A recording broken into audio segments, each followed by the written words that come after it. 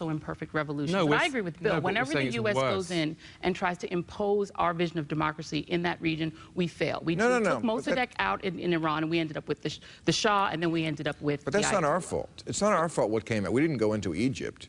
Well, we wound up with the Muslim Brotherhood. We didn't go into Egypt. We were supporting and propping up Mubarak for 30 years, even as we were cheering for all the Tahrir Square demonstrators as though we were on their side. It was our government that kept Mubarak in power, just like we've done across the entire Muslim world. And it's amazing for you to say that, well, look at all these Muslims. The minute you give them a little bit of freedom, they go wild and they start being all violent. How can you be a citizen of the United States, the country that has generated more violence and militarism in the world over the last 5 or 6 decades, and say, look at those people over there, they are incredibly violent?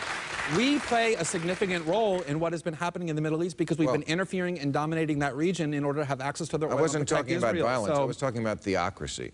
That doesn't happen here.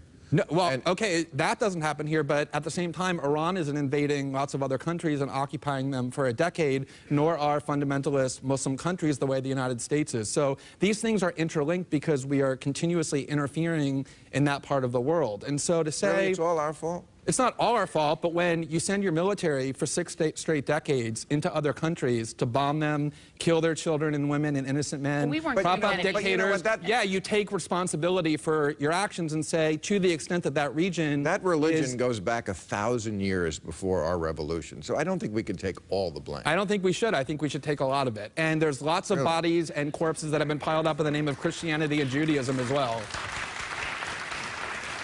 Not recently.